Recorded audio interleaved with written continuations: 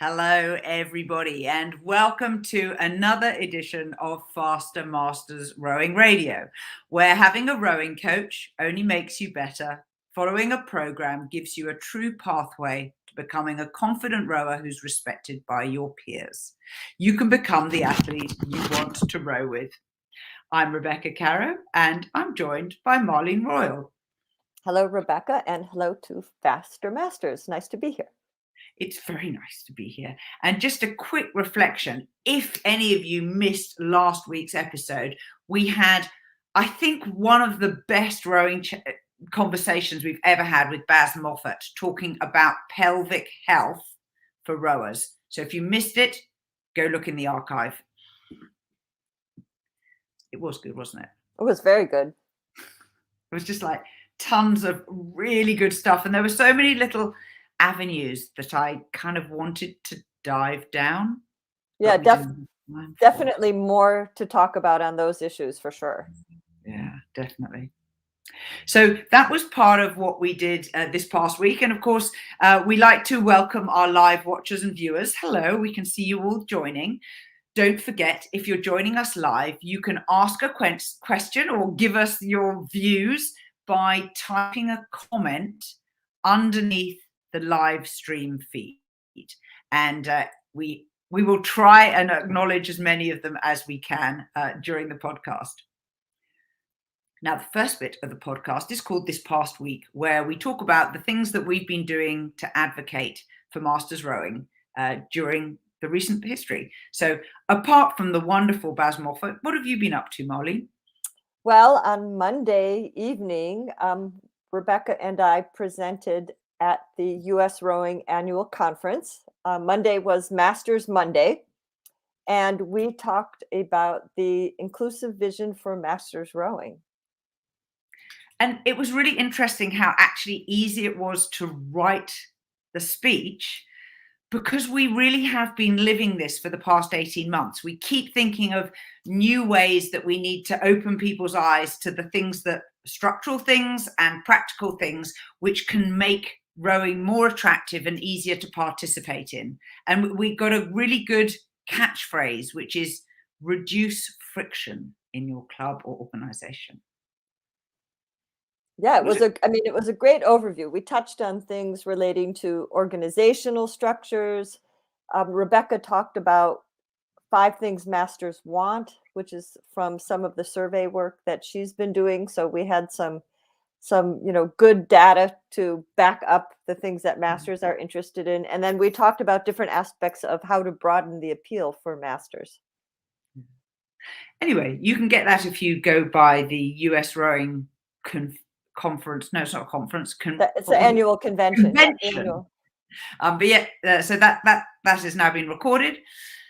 We also launched our ERG training program. So as you know, if you are part of our Faster Masters subscription plans, you can substitute a rowing machine for any of the on-water sessions. But we have also launched a separate program for people who are training for 2K ERGs in the early part of next year. And you will find that inside the individual, the crew, and the club programs. And we hope lots of people are going to enter them, because I think World Rowing also has a virtual rowing event, and it's virtual, so anyone around the world can enter the World Rowing Indoor Championships. Mm-hmm.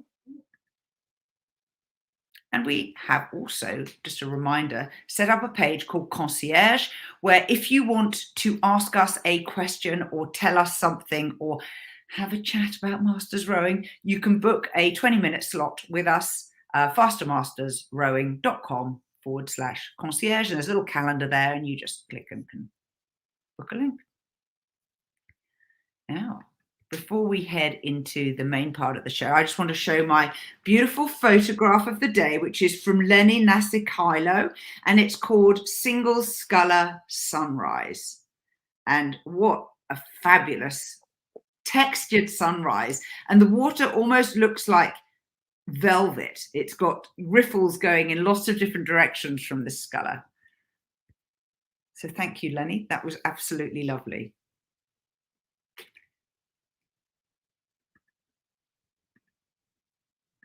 And we have a couple of live watchers. Hello, hello. Very nice to see you both. All, many people. Nice to see you. Our topic this week is all around the erg. People in North America are reporting that snow has fallen and boat clubs have been shut down for winter and packed up. And I'm guessing that means ice is forming on rivers and lakes as well. So setting up the erg is a perennial topic that it's just worthwhile refreshing your memory around for as you come back onto the erg. So Marlene, let's be clear. We're talking about any sort of indoor rower. It doesn't have to be a Concept 2. It doesn't have to be an RP3. You know, it could be a hydro. It could be a swingulator. It could be a Coffey Simulatoar. It could be a water rower. I've run out of brands to mention, but I'm sure there are a few more I've forgotten. So principles for setting up the erg if you are a water rower as well as an erg rower and you want to get the best technique so that you get a good score. Because frankly, I don't care how you row, and we can all have lots of jokes about gym rowers and the funny, crazy stuff that people do. This is set up your erg right if you want to have good form, good technique, and by extension, you want to make that flywheel spin faster so that you get a better score. What are the principles, Marlene? Well, the first thing that one needs to consider is what resistance you're rowing at. So depending on your machine, the resistance could be set different ways. You know, on the Concept 2, it's drag factor. It's adjusted by opening or closing the wind vane. In a machine like the water rower, it's adjusted again by moving a lever that you change the resistance. And I think one thing for those of you who row regularly on the water, making sure that you're rowing at a resistance that's a comfortable resistance and not too high, because if the resistance gets too heavy, there's going to be a lot of load on your lower back, and it just tends to lean towards overuse injuries a bit more if you row with a higher resistance for a long period of time. So I would err on the side of caution and, you know, row at a resistance that feels pretty comfortable, fairly boat-like, because some machines you can actually set the drag factor like you can on a Concept 2. You can push on the monitor under options and it'll give you drag factor, and you can row and a number is going to pop up.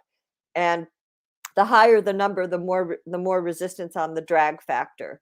So if you stay down around 115, 110, 100, depending on your size. Obviously, if you're a heavyweight man, your drag factor might be a bit more than if you're a lightweight woman.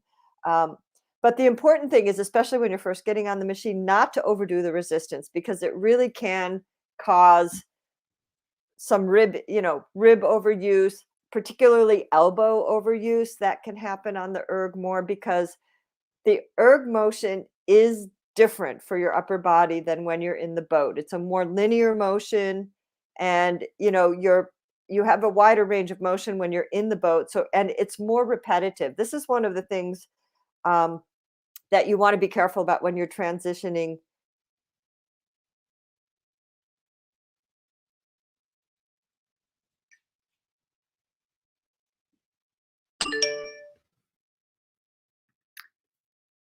We maybe lost a little bit of Marlene. So if we're transitioning, I will pick up from possibly where she left off. When you are transitioning, remember to be gentle on yourself.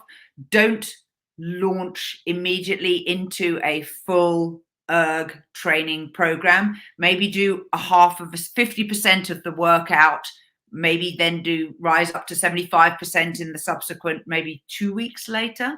So just increase it gradually.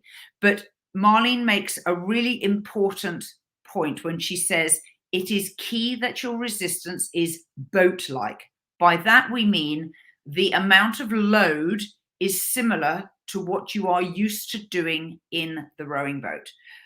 One way to test this, which actually the moment may have passed if you're in deep winter already, but one way of testing this is to have your single on the dock and to go and do a short row, maybe 250 meters, come back to the dock, get on your erg, which is also on the dock, and row 250 meters and think, is the load similar? If it isn't, adjust the erg, then get back in the boat, do another 250, so you're not changing your boat, back on the erg with the slightly higher or slightly lower resistance, another 250 on the erg. Does that feel the same? And then back in the boat. You maybe need to do this 2-3 times, but that will then help you to set up the erg so that it's as similar as possible to what you're used to on the boat. And don't assume from one season to the other that you will need the same resistance on the erg. Our needs change over time. And definitely err on the conservative side versus the heavier side, because when your erg is rigged a little bit lighter, so a little bit less resistance, the flywheel keeps spinning faster. So on the recovery, your flywheel doesn't slow down as much as it might when there's a higher drag factor. So your pickup at the beginning of the drive is going to be lighter. And when you row, if you're rowing a longer piece, think about if you're getting tired and you need to raise the stroke rate a little bit, you want to make sure that your erg is rigged light enough that you can pick up the pace a little bit if you need to do that. It shouldn't be really heavy and difficult to do that. I want to make a point that possibly we should have opened with, which is, what is the difference between a fixed head erg and a floating head erg? Yes. So one of the reasons the rowing machine, the indoor rower, is not the same as the boat is because if you visualize a flywheel and your slide, and when you roll forward toward the catch, then you get closer to the flywheel, your whole body stops and you push off your legs and then you change direction. And so your load at the moment that you pick up at the catch includes the deceleration forces of your body mass plus the slight downhill on a Concept 2 bar. So all of that momentum then has to be reversed and pushed back the other way. So you actually have a very high loading on your body at the change of direction. If you have what is called a floating head erg, where the flywheel rolls up and down the bar as well as the seat rolling up and down the bar, and this is the RP3, the Rowperfect, and there's another one. The simulator is dynamic, but there's also the Concept 2 also has a dynamic version as well as a stationary version. That's too. Right. And Aram Rowing's Bio Rower is also dynamic. But the point is that when you're on a dynamic floating head erg, the stresses are much less, because when you get to the catch, and this is your body and this is the flywheel, because the flywheel actually moves back towards you, you don't slide nearly as far. You are sliding a very small amount. If you look at the Concept 2 dynamic, its slides are super short. They're like 14, 15 inches long. So that's the only distance that you're actually moving. And what actually happens is the flywheel comes back to you and you push away and push the flywheel away from you. So actually the loads are far less, because when you push, the first thing that happens is the flywheel moves away from you. And it is said that this is more similar to how it's like on a boat on water, because the hull will move along when you put the blades in the water, whether or not you push your legs. So that's the principle of the floating head erg versus the fixed head erg. We have a quick question. Why do I do faster erg times resistance at 10 than say 4?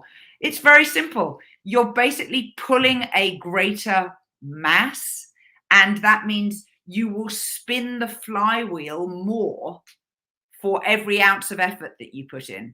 Am I right, Marlene? You get better splits because you're pushing more load. Well, the flywheel's generating more watts because the load is heavier. Yeah. So I'm not sure that the flywheel is spinning faster.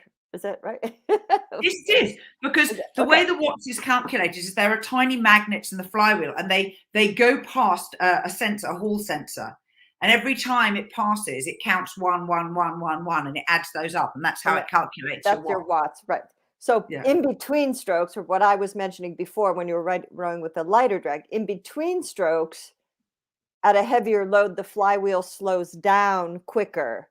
At a lighter load, the flywheel keeps spinning faster. But what you do on the drive, it's going to calculate different.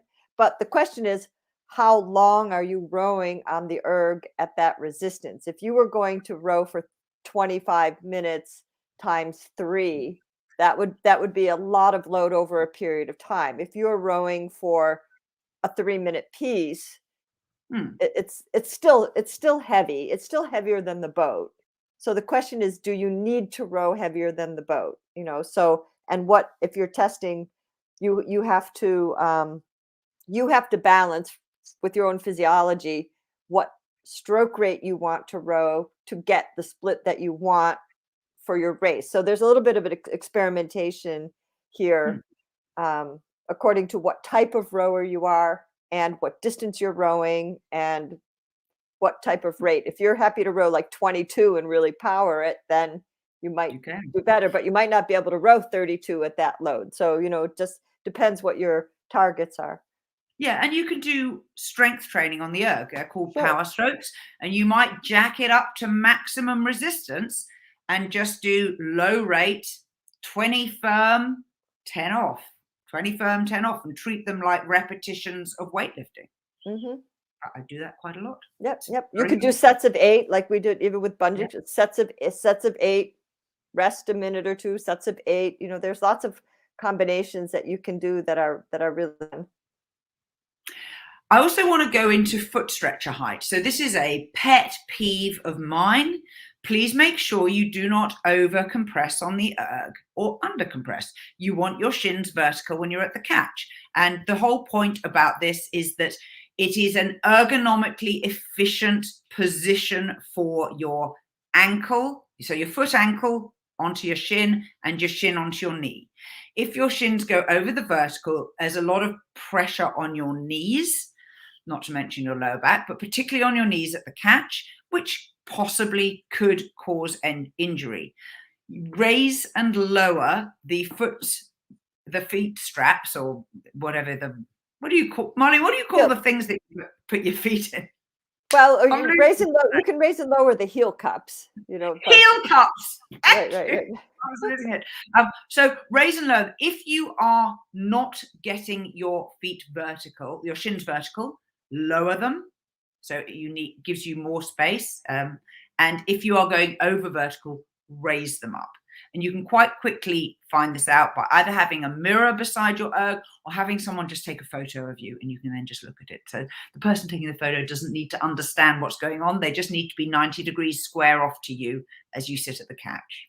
Or just to take that photo as you're actually rowing, because when you're stationary, a lot of us do not get into the same positions that we actually get into when we're rowing. As I said earlier, the fact that the bar slides downhill means you get a little bit of deceleration. You need to retard your movement to get to the catch, and sometimes we don't, and we slam into it a little fast, and that causes our knee shin to overcompress.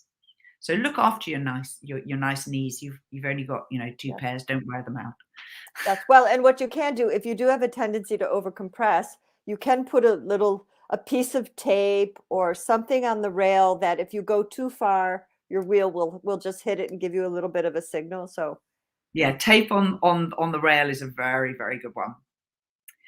Jess says, the better I got at connecting at the top of the drive and not opening my hip early, the lower drag I could use to go as fast. So that was great. So that explains very clearly that your technique and your skill at rowing the machine helps you with your splits, which is why if you practice on the machine, you get better at it. And why when we transition on to the machine from having been on the water, we have to be patient and allow ourselves to remember the technique and to improve our technique. Another question here, can you please explain the difference between the static flywheel and the dynamic flywheel? I think we just did that.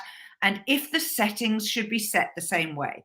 So my principle is it should feel like your boat. And if it feels different than your boat, it will almost certainly be different on a static versus dynamic flywheel. So I think a lot of people know I row an RP3. It has the ability to lock the flywheel, so it behaves like a static machine or a dynamic machine. And I do not often row it static, but when I do, I use a lower resistance because I find the load when I come up to the catch change of direction is a little higher. So Rebecca, what would be an example why you might choose some days to use it in the static position?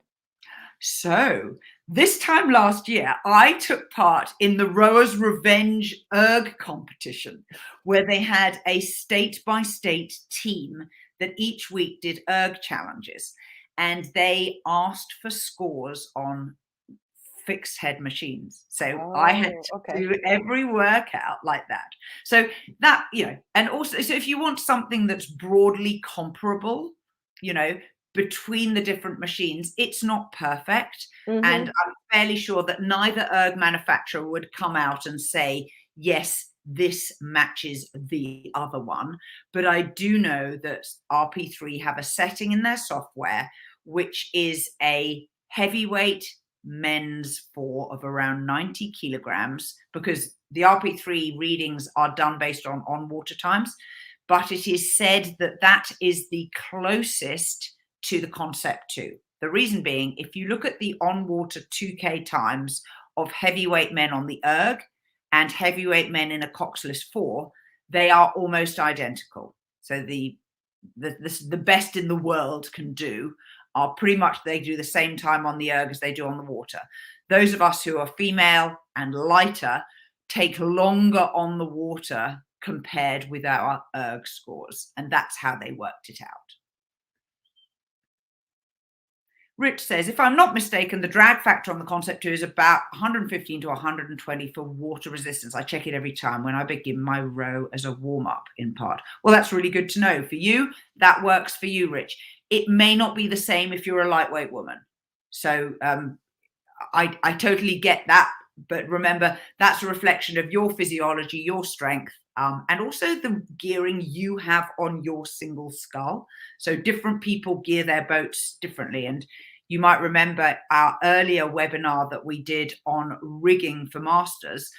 A lot of the recommendations there were around lightening the gearing by shortening your oars. And if you shorten your oars, you've changed the gearing on your single or double or whatever your boat is, and that will affect how it feels compared with your erg. My God, there's so much in this. Yeah. Monitor height.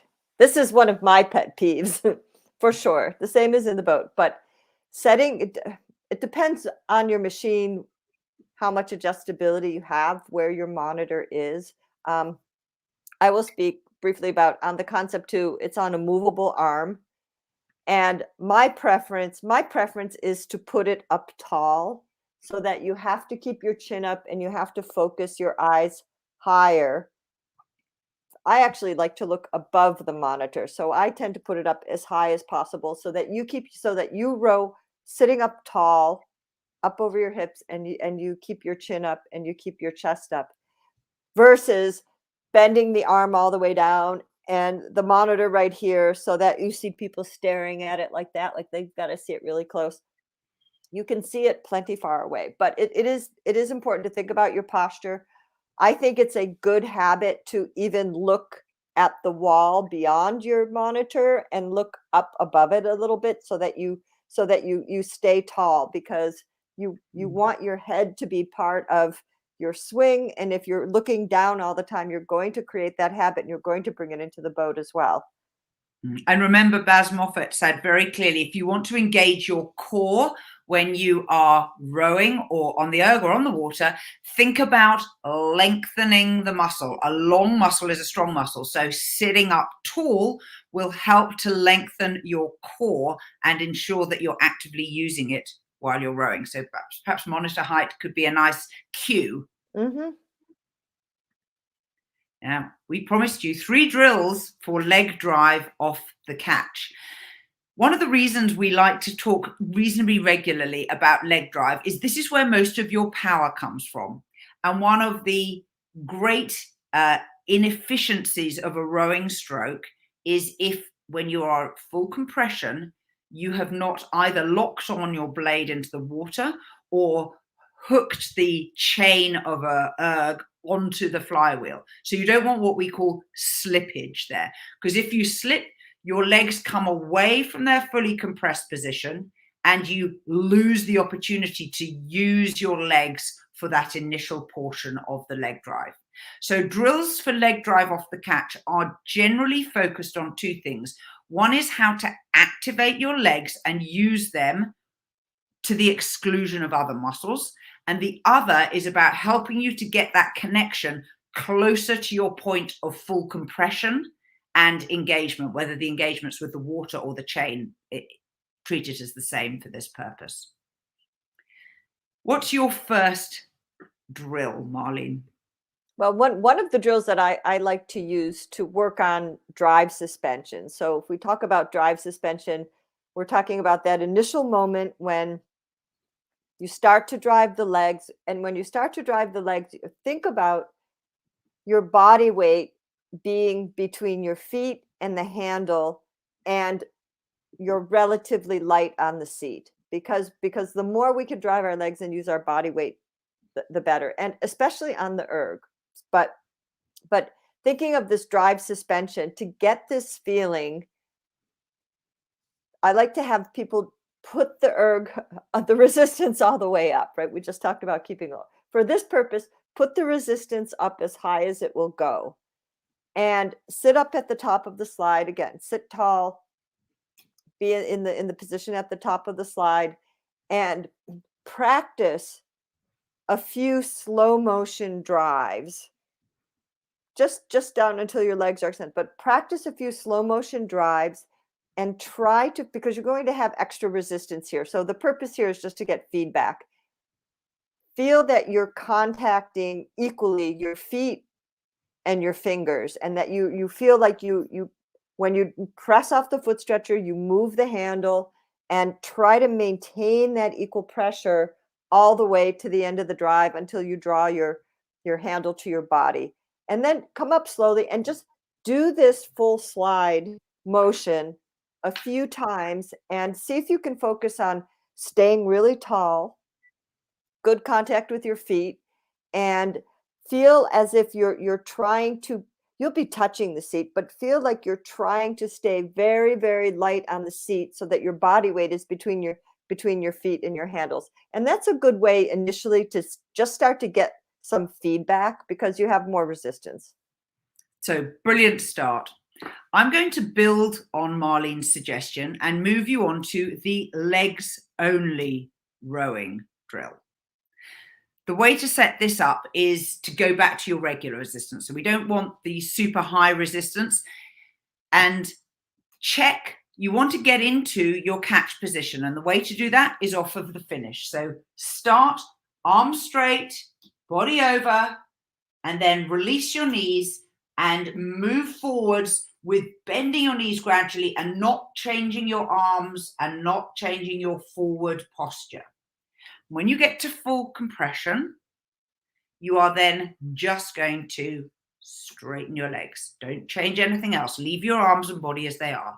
And as Marlene suggested, it's worthwhile miming this through in slow motion a few times. So roll forwards to full compression, straighten your legs. Roll forwards, straighten your legs. As you get more confident with it, start to add more pressure. And your goal is to feel that leg drive from the moment that you change direction.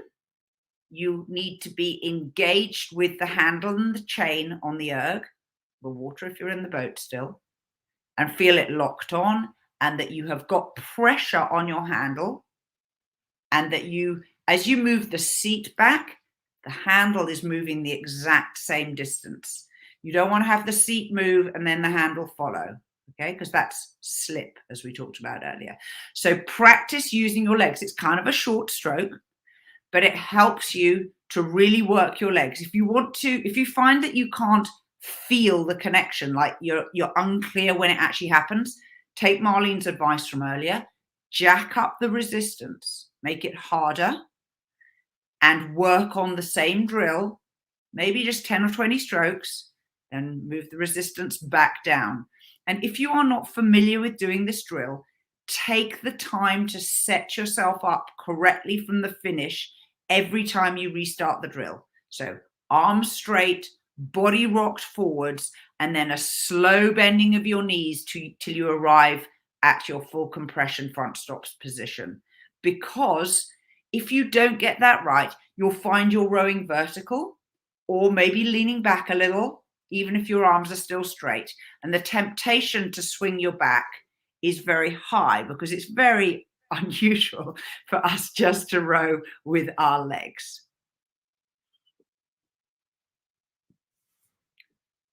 Got anything to add? Is that it? That was wonderful. Oh, God, you're so well, sweet. and these are good drills. Include these when you warm up. I mean, that's the time to practice some of these exercises. Row a little bit, do some drills as a warm up. Kind of think of pressing the reset button before you get started. Yeah. And then the third drill, again, this is one of my favorites. We call this quarter slide push, but it is basically the very first quarter of your leg drive.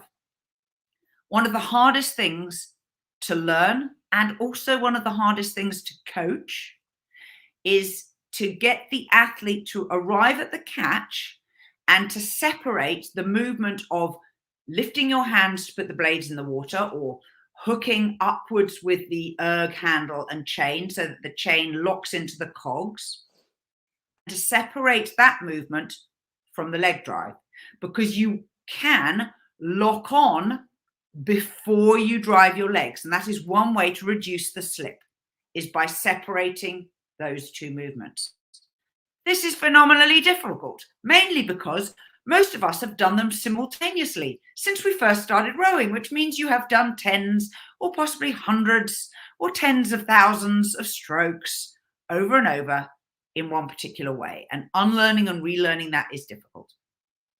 So the quarter slide push drill is, again, extremely simple.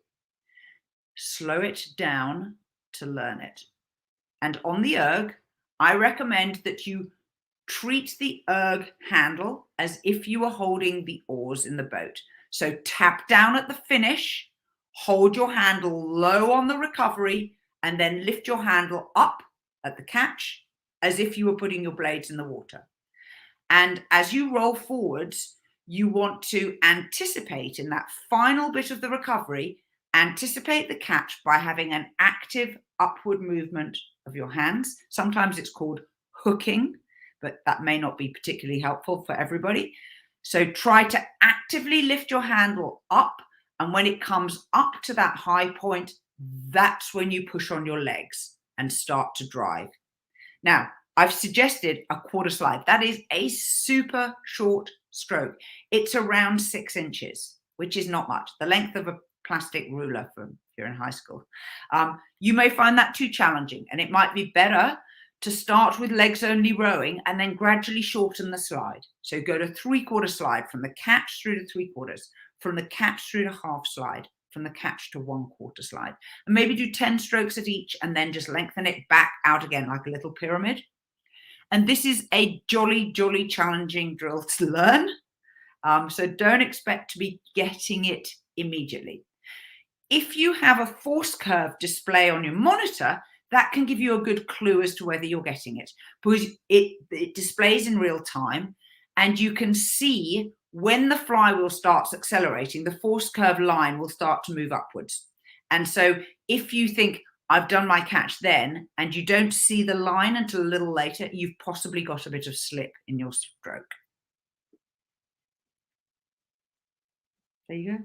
Easy peasy. Yeah, really challenging leg drills.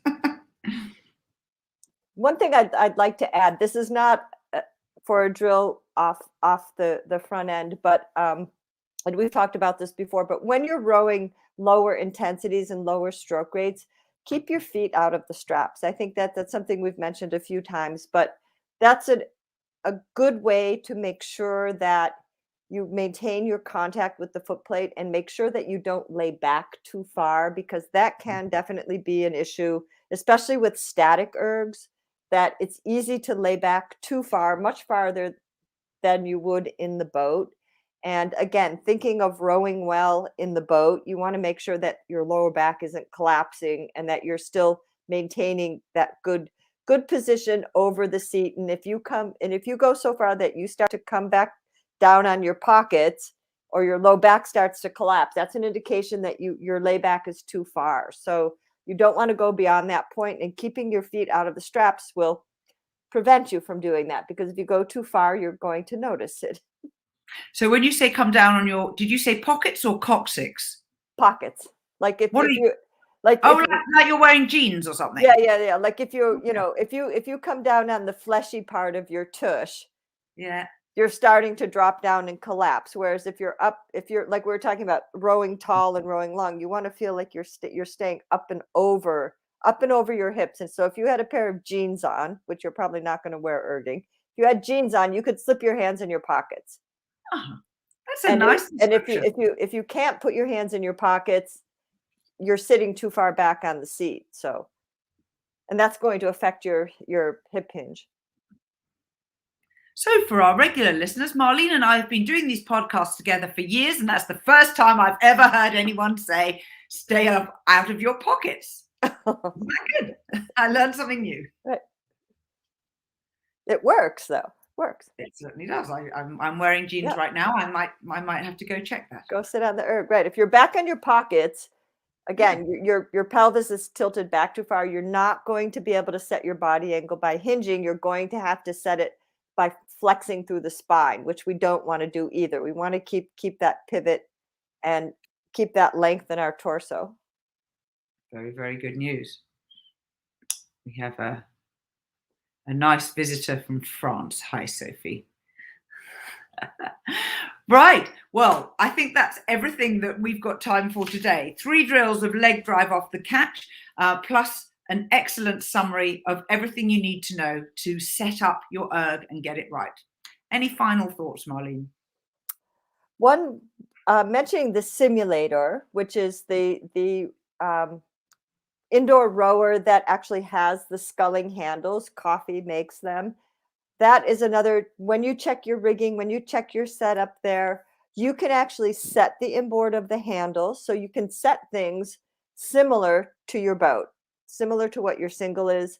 And you can set your release position so that you have a little bit of width, a little bit more than a fist, a little bit of a width between your hands.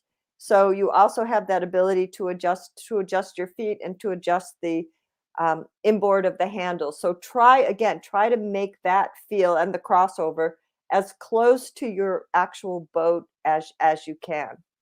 And I agree. You can do that again with the bio rower, which is also a sculling action rowing machine. Mm-hmm. Fantastic.